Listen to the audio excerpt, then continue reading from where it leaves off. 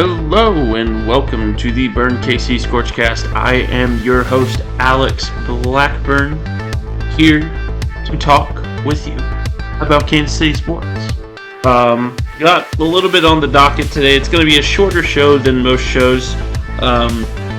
Still doesn't mean it's probably going to be anything under 40 minutes. If you know me, my definition of short is not short. But got a little bit of college basketball to talk about. It was kind of a dead week there. Some KU football stuff regarding stadium renovations. Some Sporting KC, some KC Current, some Kansas City Royals. A potential move for the Coyotes franchise of the NHL to Kansas City. And then a few minor things there as well. So just strap in, let's have a great show, and thanks for tuning in. So, let's get started. Alright, some college basketball news. Like I said in the intro, it's been kind of a dead week with college basketball recruiting. We've got really not a whole lot going on as of this week. A lot of guys are taking visits, but that's not it. The main story, though, as of right now, is where is Ernest Udeh gonna go? As far as like this area, at least. I know that's not like the main story in college basketball at the moment. I couldn't put my finger on what is exactly, but where's Ernest Udeh gonna go? That's a big question. A lot of crystal ball predictions say he's going to go to Duke. That's the big one right now is Duke. A lot of Dukes. As a KU fan and alumni, you can tell that I'm just thrilled about that. It's great. It's awesome. From what I've been seeing, it looks like Kansas State's not really pursuing him much anymore. TCU's still kind of throwing their hat in the ring. We'll see how these visits go next week. But in all honesty, Duke kind of looks like the most viable option at this point for Ernest. I mean, that or coming back to KU, but that's, again, not likely. It stinks. It does to lose a guy that, would provide you a lot of depth for that bench there in terms of, bigs for KU. But it's just the nature of the beast when it comes to NIL and just players wanting more playing time. Kind of, it's an interesting. There's some interesting moves being made. We'll just say that. No matter where Ernest Udeh goes, I wish him luck. I hope he does well.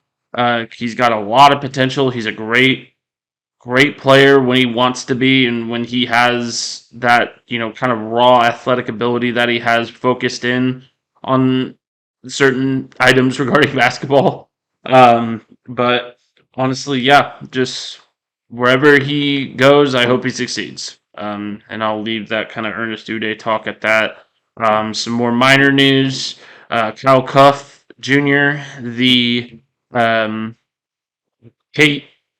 KU guy, he was kind of a KU bench warmer guy, is going to Syracuse. He's committed to Syracuse, coming out of the transfer portal. And apparently they offered him quite a bit in NIL money. So go get that bag, young fella. It seems like something Kyle Cuff is pretty successful at doing, because he got a solid amount when he came to KU as well. So overall, just again, very dead week when it comes to college basketball. So there's not a ton to talk about. I halfway considered putting it in kind of the minor news section of this ScorchCast, but may as well talk a little bit on it. Got a few comments regarding Ernest. A lot of people were saying, he's got a lot of talent. They're shocked that he's leaving. But at the same time, KU's got options. They could go after Grant Nelson. They could go after Kaluma if either of them decide to withdraw their names from the draft. There's a possibility that Kevin McCullough returns.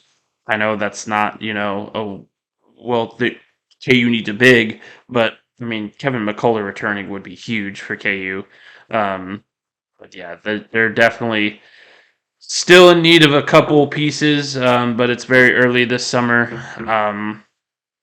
Yeah, it's early, so there's still a lot of team building that KU, K State, and MU all three have to do. So this dead week is pretty common when it comes to this early in the transfer portal period. So, but be on the lookout for more news and tune in here for your news. Appreciate you. Okay. This one is a bit bigger of a topic. This one came about in the news because of a K-State pundit named Tim Fitzgerald. So Tim Fitzgerald put out an article regarding the state of stadium renovations in college athletics and the use of public funds to build said stadiums. And the reason he pointed it out is because David Booth Memorial Stadium, the stadium that KU plays at, is undergoing renovations that will more than likely see public funds, at least according to multiple sources. And Tim Fitzgerald's not very happy about that. In fact, a lot of K-State people aren't very happy about that because, bear with me here,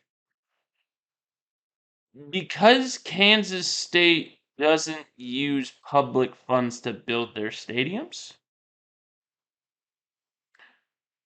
I would fact check that first and foremost, and I've done some research on it, and it really doesn't seem like that's the case. And I don't want to call it an outright lie. I mean, I'm sure Tim Fitzgerald has his sources for um, wanting to say that Kansas State doesn't use public funds to address these stadium renovations and building stadiums and whatnot. But it just seems kind of off considering the information that presented in my article and that we know already. State schools use public funds. They do not have to reveal how they use those public funds. A lot of those public funds get used toward athletics projects. A lot of them do. 35% of college athletics revenue comes from state and institutional funding. It's according to Axios. I'm not just pulling that number out of my butt. Like, Axios has been doing surveys for a long time. But it's incredibly hard to believe that there is this holier than thou standpoint when it comes to Kansas State athletics. I mean, I don't believe for a second that public funds have not been used to fund athletics projects for Kansas State. I don't believe that for a second. Do I believe that it's the wrong thing to do? It's depends, honestly. If it's renovations that are much needed, if it's like a new stadium for a college that is in dire need of one, then yeah, public funds are essential. If it's putting an arcade in for the student athletes or anything like that, no. No. That's not what public funds should be used for. And I think there needs to be some transparency in regard to where those public funds are going. Do I think the use of public funds to fund stadiums is wrong? No. They're state schools. They're state schools. They can be funded by the state. Now, if they're private schools, that's a different story. Private schools get enough donations and get enough institutional help that they don't have to use those state and institutional funds, or outside of institutional help rather. Um, and just the fact that Tim Fitzgerald tried to use this as a sort of gotcha moment for for some reason shows it doesn't it certainly doesn't prove wrong the little brother stereotype that Kansas State gets. It certainly doesn't. I think that is a paltry reason. And I'm not saying this as a KU fan and alumnus. I'm not. I truly honestly think that even if I didn't go to KU, I would believe this because frankly speaking, according to the US Board of Trustees and Alumni, 8, kind of 8 Division One athletics programs don't use any sort of public funds whatsoever. That includes private schools. That includes private schools because they apply for federal grants, state and federal grants, because they are a nonprofit, technically speaking. You need to learn nonprofit law and how nonprofits are funded before you go speaking on this information. Because frankly speaking, yeah, any nonprofit can apply for a grant, no matter how big or small. And it's up to the state and the foundations that these nonprofits apply for, that it's up to them how that money's used. Frankly speaking, that state and institutional funding has been used for some less than ideal stuff, which is why I want transparency. I don't want the outright banishment of public funding for college athletics. I don't. I do want transparency and I do want to know where those funds are coming from. And I think it is wrong that colleges aren't legally binding to disclose that. But let's go ahead and see what you guys thought on this information, on this topic. Let's go to the polls here right now.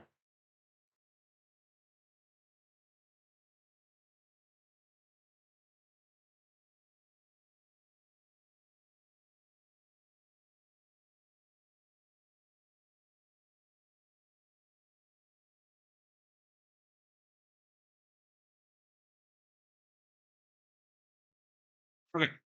So as you can see, a lot of people agree. It depends on the project. Yes, and yeah, more transparency is needed. So do I think Tim Fitzgerald is completely wrong when he says, "Well, KU needs to be more transparent with this"? No, he's not. Because frankly speaking, they do.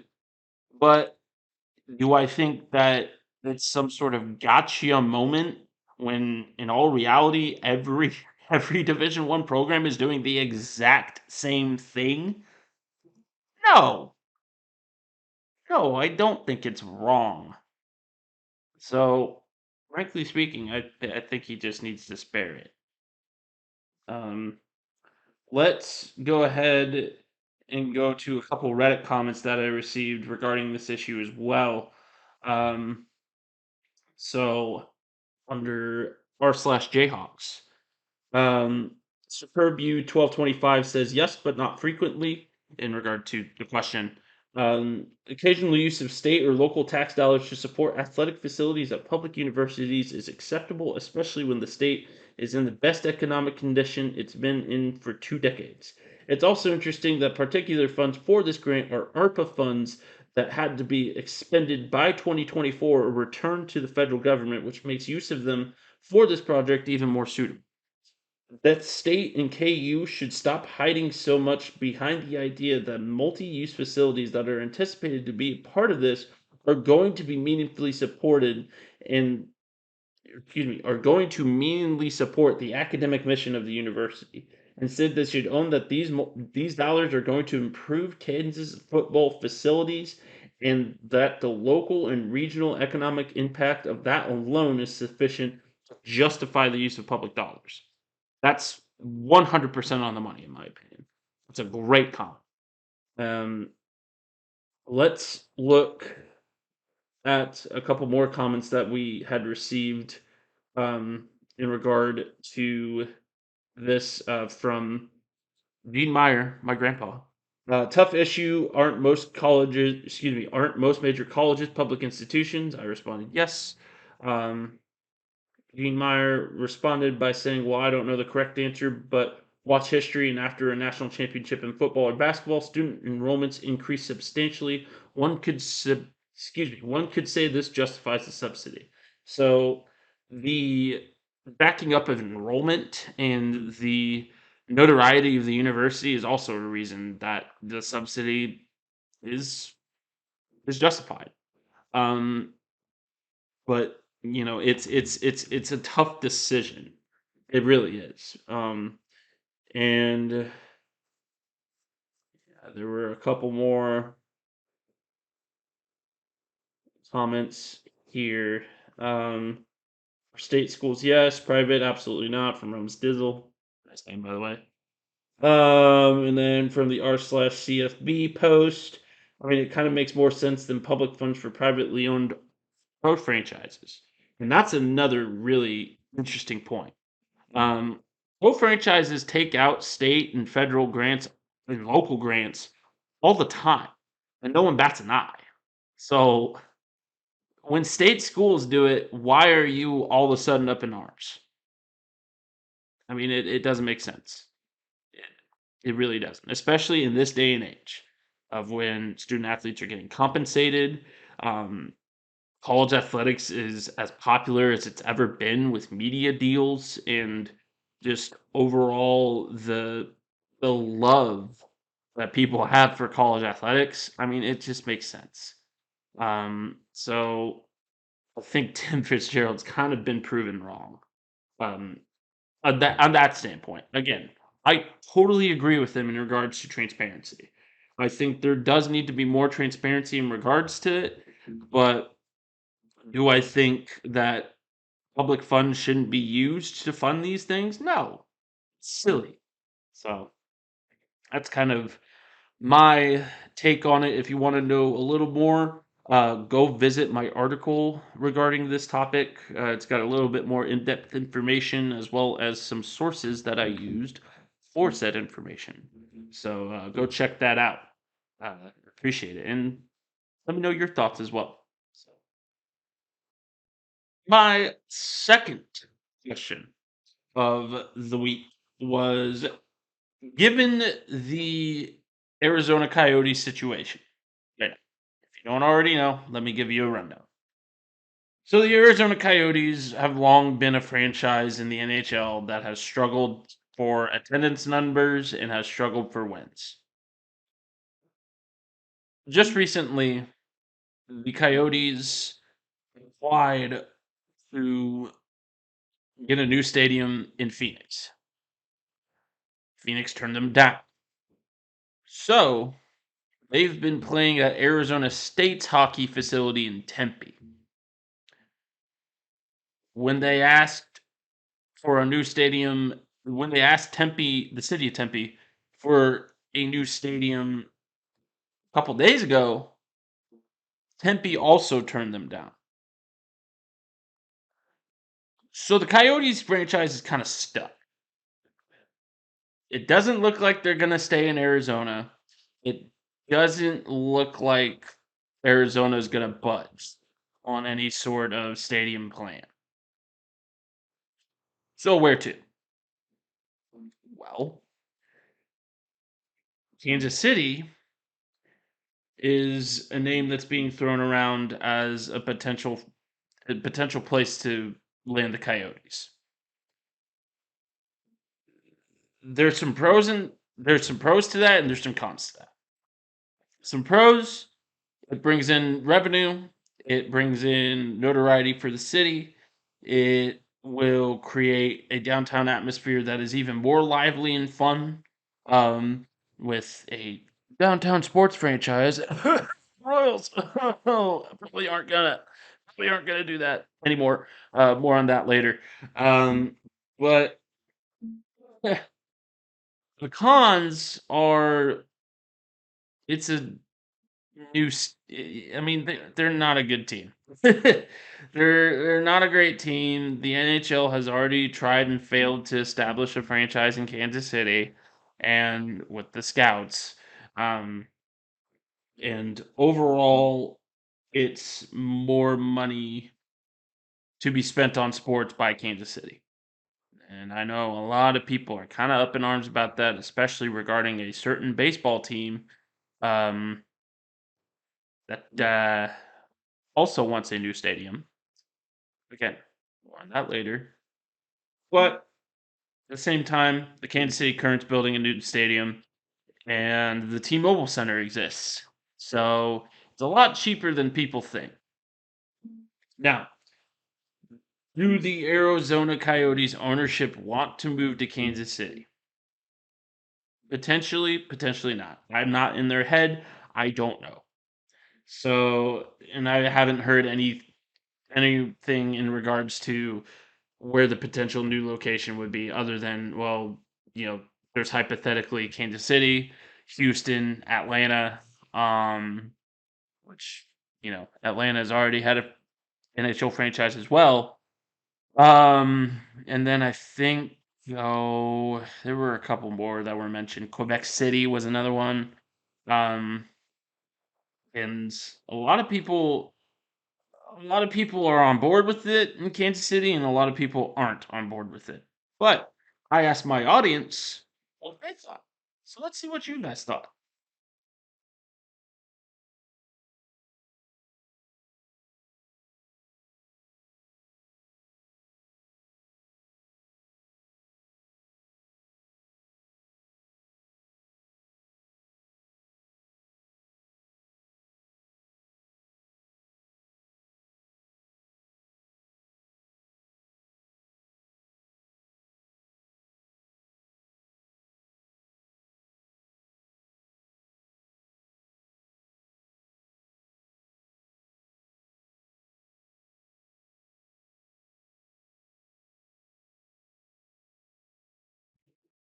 Alrighty.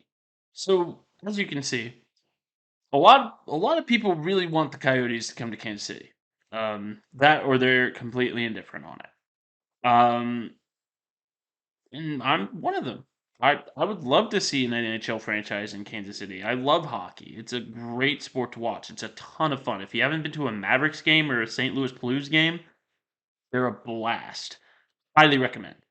Um, but there's also a question of, if Kansas City gets an NHL team, should they get an NBA team as well? That's a that's a topic for another ScorchCast. But yeah, I don't see why not. In summary, at least. Um, but as you can see, there's a lot of public support for Kansas City to get an NHL team. Um, if you didn't see already, um, guys like Travis Kelsey, Patrick Mahomes, and Mayor Lucas are also all on board for the for the NHL to come back to Kansas City. So that's also probably going to mean something as well. So we'll see what happens. Obviously, there's been a ton of Kansas City sports action as of late. Um, so I mean, why not add some more to the mix, right? Add more talking points for me. Yes, yes, it's great. Yes. Thank you, Kansas City. Thank you, Coyotes. But yeah, yeah. No, I'm on board with it, and a lot of my audience is as well. So okay, so Sporting Kansas City is our next topic. Don't know if any of you saw the score last night, but St. Louis kind of had their way with them. 4-0 was the final score. And Sporting kind of reverted back to their April selves. They were kind of on a hot streak there. They were starting to win games. They were starting to, score goals, play tough, hang tough. I think even the LA Galaxy's coach or someone from the LA Galaxy said that Sporting was the toughest team that they had played that year. Um, they drew with them, but apparently that toughness did not translate when playing St. Louis. Now I get it. It was St. Louis's turf, and St. Louis is a first year in MLS franchise. That's both a good and a bad thing. Um, but golly, they looked out of sorts from what I saw of the game. They looked completely out of sorts. They didn't they looked like a Division Two team going up against the MLS champions. Um, it wasn't good. So I ask again: does this cost Vermees his job?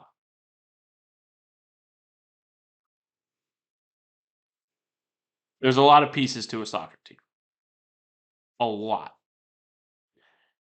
and you know, Peter Vermees is a great coach. He's been a great coach. Do I think he's overloaded? Yes. Do I think that the other people in the front office need to do a better job? Yes. But do I also think that the on the field product is not where it needs to be? Absolutely. Um, and that's in part, for the most part, Peter Vermees' fault. I know that there's been questions of effort. There's been questions of, oh, are we putting people in the right spots? Are we playing the right guys, et cetera, et cetera? There's been injuries. But in the end, if you're a great coach, you have to be willing to roll with those punches. And Peter Vermees just straight up hasn't, as of now. Um, last year wasn't that great. This year has been proving to be worse. And it's just Vermees has to figure something out, and he has to figure something out right now if he wants to save his job. Because honestly, it's looking like Vermees is going to be gone by the end of this year. Um, do I like saying that? No, absolutely not. I think Vermees is a great coach. I think again, like he led this team to an MLS Cup. He's not a bad coach. And he's proven himself to be great. It's just he's put in a situation where he's not where even he can't do anything about it. And does that mean he needs to be let go? Potentially. But does that also mean that the front office needs to be looked at? That the players that are being put in need to be looked at? Yeah. I think the whole organization has to be looked at. And in regard to Peter Vermees, I know he holds two different jobs for this club, but frankly speaking, it's not all his fault. Again, I have a gut feeling that a lot of people are placing way too much of the blame on Peter Vermees, and then once that comes back to bite us in the butt, Sporting is going to be even worse for wear.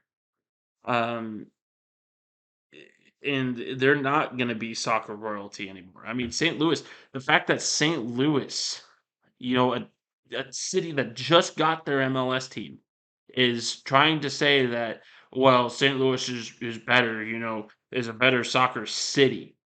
It's not, oh, St. Louis is the better soccer club. St. Louis is the better soccer city because of this win. It's completely untrue.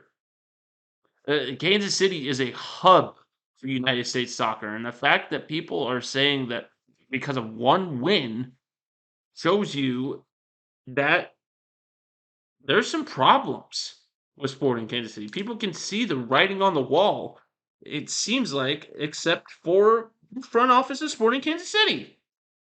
So, yeah, you made a couple of changes because the Cauldron wrote you a nasty grant. But there needs to be more done. There does. You can't just rest on your laurels after you made a couple of minor changes. You just can't. And if you're going to do that, you're going to get fired. And I hope you do. So that's where I'm going to leave that. All right, onward to Kansas City's women's soccer team, the Kansas City Current. I had the privilege of going uh, to last night's Kansas City Current game. Um, and it was great tailgate. Shout out to the Kansas City Blues for hosting such a great tailgate. It was awesome. It was a ton of fun. It was great to see all the guys coming out for that. Kudos to everyone that was involved with the planning of that and the execution of that. You all did a great job. Pat yourselves on the back. It was a great time. Um, Unfortunately, the Kansas City Current couldn't pull off a win. Um, as far as what looked good and what looked bad from my live standpoint, I was going to live tweet or potentially live stream the game.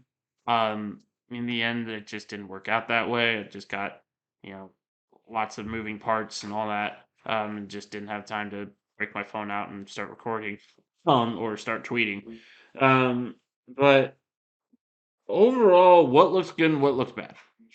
What looked good was the Current held possession. They did. They held the lion's share of possession. They created a lot of really great opportunities, and the defense was solid, sans a couple of unlucky breaks that came off of people playing too far up and the goalie playing too far up. I mean, it was too aggressive of an attack, and it led to poor defense. Um, the second thing that went wrong was the fact that they couldn't capitalize on any of these possessions. I mean, there were so many potential shots and potential goal opportunities that were just wasted away because someone made an errant pass, and that was another thing, was the passing was just not on one at all for either team, honestly. And just overall, the reason the Current lost that game was because they spoiled those opportunities, and they have to capitalize. I mean, it looks like the Sporting Kansas City teams, and overall, I think the Current are much better than Sporting Kansas City in terms of talent on their roster. Um, you know, we can sit here and blame the referees all we want. I mean, the referees weren't great, and they certainly kind of soiled a couple of those chances. But there were so many times that the Current played the ball in the goalie box and just completely sodded it. I mean, just it it looked like a team that didn't know how to get the ball in net and create those chances inside, because the chances were developing all over the place outside the goalie box. They had a ton of corners, they had a ton of transition plays, and they had people in the right spot at the right time. It's just they took too long to seize the opportunity, or they tried to create an opportunity elsewhere that wasn't there. And just overall, it didn't look like a team that had made it to the NWSL final last year. Um, that being said, the Current are getting better. They're not. This is their second year or third year of existence. I mean, this is not a team that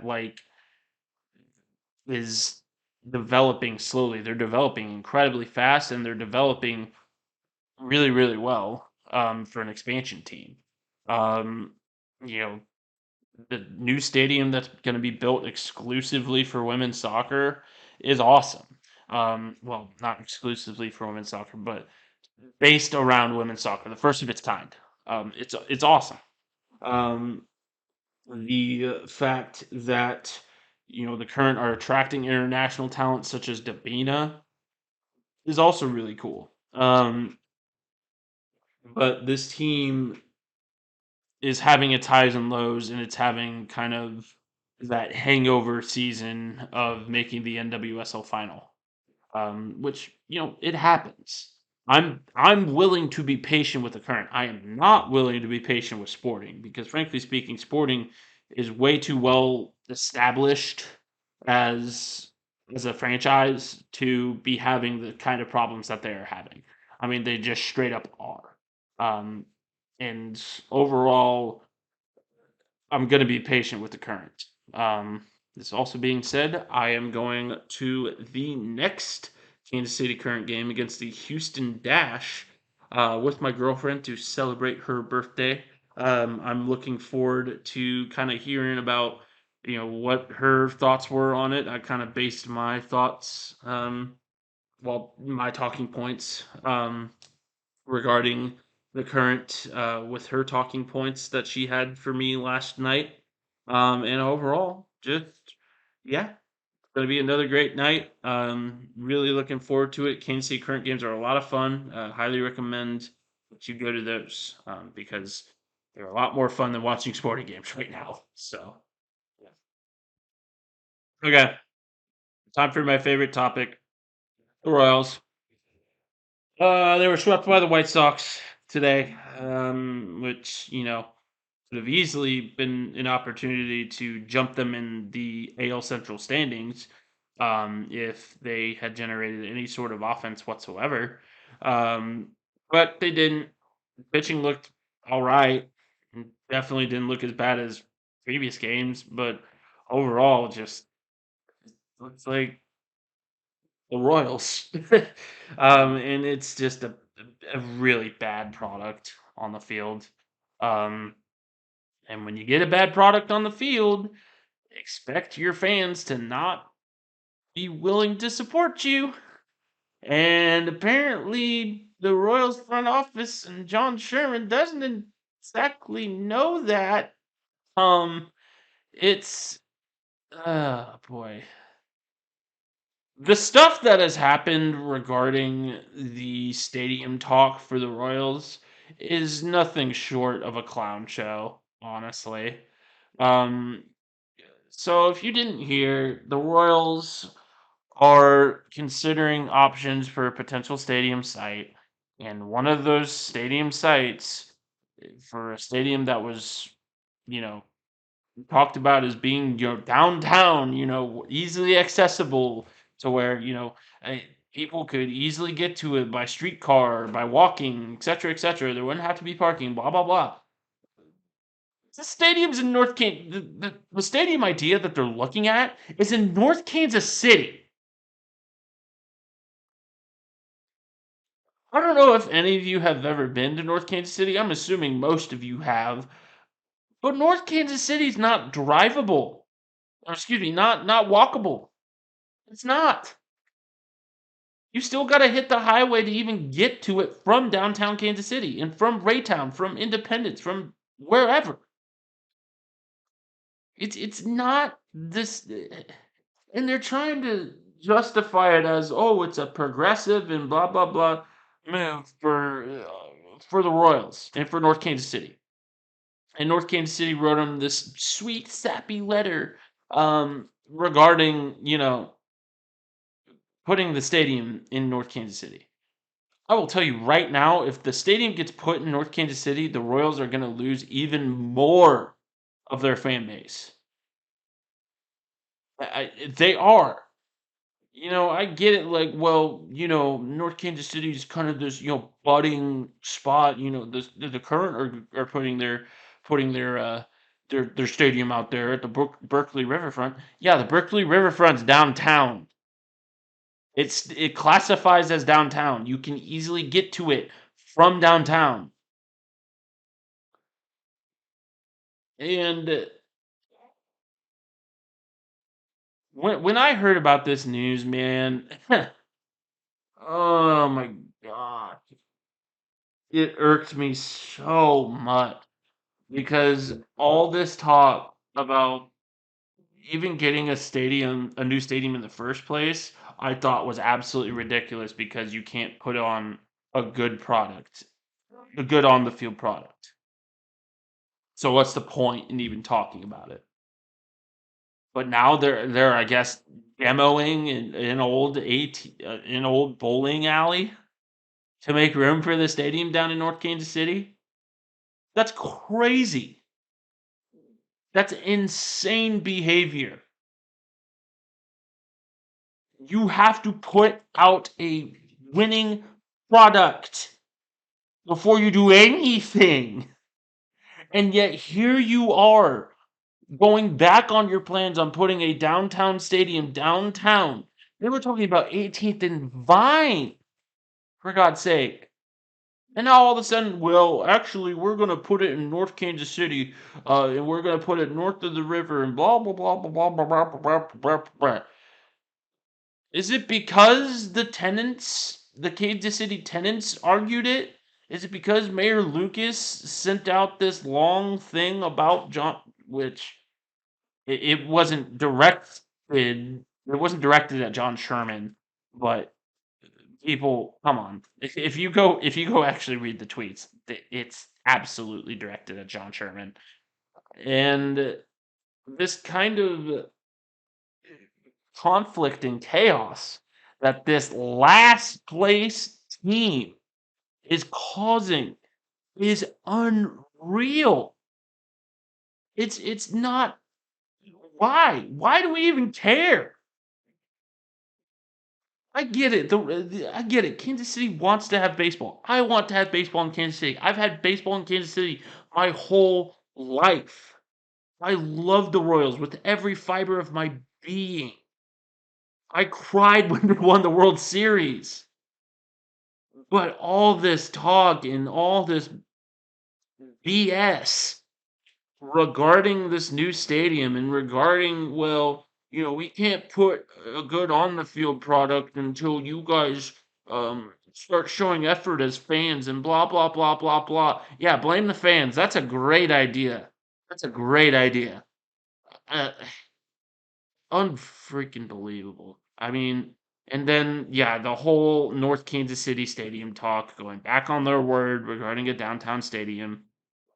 Come on. At least somewhat prove you're competent at running a franchise, being an owner of a franchise, John Sherman. Yeah, I get it. It's a small market team that hasn't been all that great since you got there. But you can make those changes to where this team can be good again. All you got to do is invest a little bit of your money. And you're not doing it. You're holding the city of Kansas City hostage as well as the surrounding area, the entire Kansas City metro hostage until you get your own greedy way. And that is ridiculous. That is low. And Kansas City is not going to stand for it.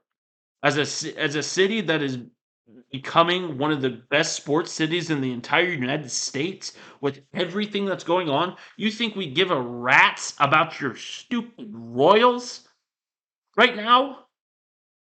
Of course we don't. So change it. Make people give a dang about the Royals again. Otherwise, yeah, you're going to lose fans. Yeah, people are going to dislike you as an owner. Yeah, people are going to call for you to sell the team, including the mayor, until you do something. It seems to be the same thing for most MLB owners. They're a bunch of greedy human beings. Like the NFL doesn't have that problem. Not like, I mean, Dan Snyder doesn't count. Um, but NHL doesn't have that problem. NBA doesn't have that problem. So why is the MLB? Why are there so many terrible MLB owners, including but not limited to John Sherman? It's unreal. But enough of my tirade. I was going to I was I was going to go into more of what needs to change in regards to the Royals on the field product, but I feel like I have gone in circles regarding that. Hunter Dozier is still for some reason in this lineup, and he there. Can you see why I'm angry at this team? Can you see why? It's unreal. Alrighty, some minor news as well as the outro. Seventh season is starting for the Kansas City Blues. Just got started this week. Had our first two practices. It's looking like some tough competition for the qualifier side this year. Got a lot of talent going on, a lot of really good work ethic. Kevin Schwartz is a great coach thus far. He's had a lot of really fun and fulfilling stuff for us to do at the practices, and I'm really excited to see where this seventh season goes. Kind of got a new format to it. There's going to be two qualifier sides and a social side. Um, I probably be playing the social side. If you know anything about sevens, I am not all that fast. Just and yeah, just I'm a I'm a big boy. But that doesn't mean that I don't enjoy these sevens practices. I absolutely do. They're a lot of fun. Kevin Schwartz makes it fun, as well as the other coaches, Jamie and Dara and all them. So I mean, if you're wanting something to do, if you're wanting to get in shape over the summer, I highly suggest coming out and doing sevens with the guys. I mean, it is it's a great time. There's a great social atmosphere around this club. And honestly, you could make a name for yourself in the rugby community if you're that good of an athlete. So again, highly recommend it. Come on out. We're starting seventh season, which is kind of the physically grueling stuff. But uh, again, Coach Schwartz is making it a lot of fun. And so far, I've heard nothing but great things. So come on out. Um, the second piece of minor news I have is Chiefs have signed, coming out of rookie minicamp, have signed a few of their draft picks. In fact, I think they've signed all of them at this point. So that's a good thing. Rookie minicamp has wrapped up. They've signed their UDFAs that they want to keep on the 90-man roster. And now we wait until training camp starts in early July, um, late June or early July. I'm not sure, but yeah, now we just kind of play the waiting game. There may be some free agency news between now and then, but as of now, not much news on the Chiefs until until July. So um, yeah, that's our show. Thank you very much for joining me today. Had a great time recording this. Just got back from um, hanging out with some friends that live out of town. It was great to see Patrick and Alicia and go on the Boulevard tour with them. That was a ton of fun. Thank you so much for having us. It was great seeing you guys. And yeah, that's our show. Have a great night. Thank you so much for tuning in, and I will see you next Sunday. This is the Burn KC signing off.